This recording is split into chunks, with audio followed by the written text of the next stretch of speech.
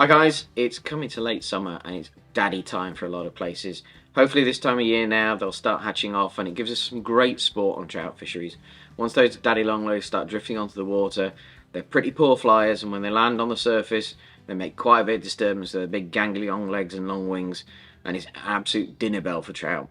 So all I'm going to do is I'm going to tell you a really simple hopper pattern. This is a great way you can fish these single flies, or you can fish them as part of a team, but it's a really effective fly at daddy time of year. So all I'm going to start off with is a little bit of black thread to start with. This is just an 8/0, and in the vise I've got a size 10, but size 10, size 12, dry fly hook would be absolutely perfect. So just going to start on with the thread to begin with, and just pop my tag end off. Starting off, obviously I'm going to put my rib in, and because it's one of the last things I'm going to use on the body, it's going to be the first thing that I actually tie in. So just find the end of this bit of tinsel. Now the tinsel that I'm using is UTC Mirage, but you can use whatever you like, whether you want to use holographic, you want to use a simple wire, anything just to give you a little bit of segmentation on the body. So just pop a little bit of that off. I'm just going to lay this down the length of the fly, just tying in with some nice open loops, nice wraps, down to about hanging about where the hook point is. And this is where a material spring is useful. I'm just going to pop that into the material spring. That just keeps it out of my way when I'm doing other parts of the fly. Now when it comes to coloration, you can choose whichever colour you like. You can use rusty browns, oranges, lighty sort of sandy yellow colours, but I'm just going with a bit of black, and in this case it's just a traditional black seal's fur, but the type of dubbing you use is entirely up to you. You can use an SLF or anything else like that. So just dub this on all in the same direction.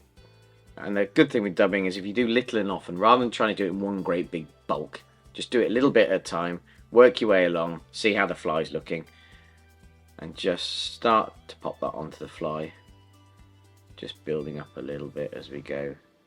And you can see it gives you a nice sort of slightly bushy, rugged look to the fly, which is what we want. We don't want it all to be nice and even, just a little bit more. And this is where the little and often just makes your life a little bit easier, just adding a little bit of time. It's much easier to add more than it is to try and take it away. Just dub that on in the same direction and thread that up. Just a little bit more on there. Just pull those fibres back and just bind down. I don't want too much on there, but that's plenty enough there. I want to leave myself enough space at the front so I can put the legs in and put the hackle on as well. So with that rib, just in nice open turns, probably only get about 4 or 5 wraps as we go up with this, up towards the head, and then just tie off with a couple of wraps.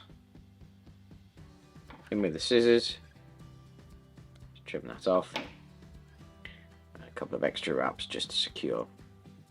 Now, all I'm going to add now are some legs. Now, you can get these pre-done, really easy. It's just cock pheasant, and someone's taken the time to knot all these for you.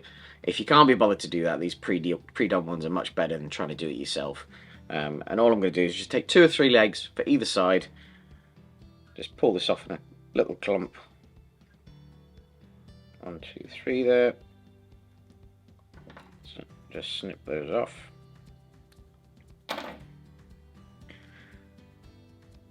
Just offer those up on the side. A couple of soft wraps to begin with, just to get them into position. And snip off the excess. And then another clump of 3 for the other side.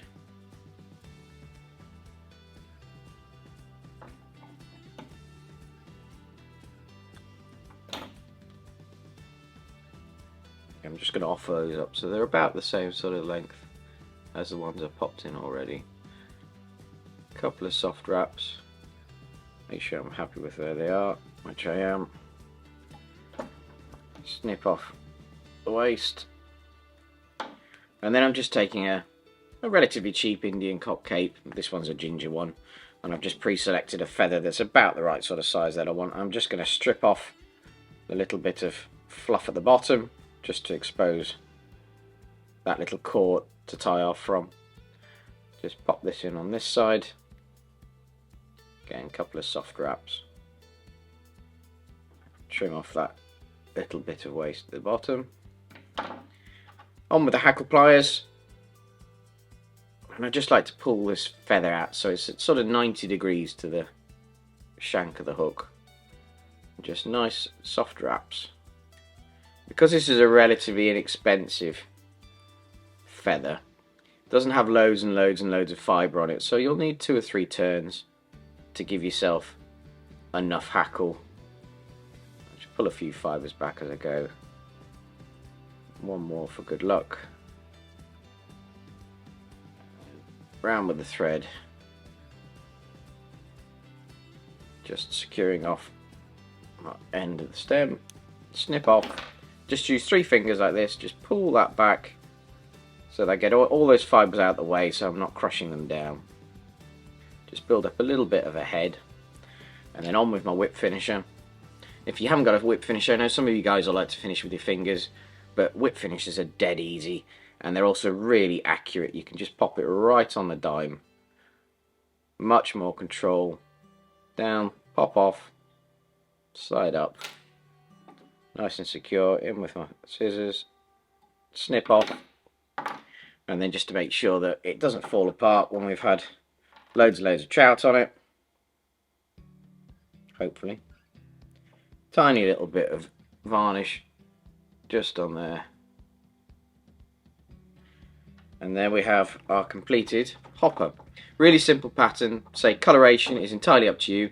You can choose whatever colour of body you want. You can change the hackle to match it. Some people would like a black hackle on a black body, but I just quite like that bit of contrast between the ginger and the black. But it's entirely up to you. Really easy pattern. You can do lots of different variations on these where you can put foam backs on them, you can use popper heads on them. So there's lots of options, but a really effective fly for this time of year when daddies are starting to come out.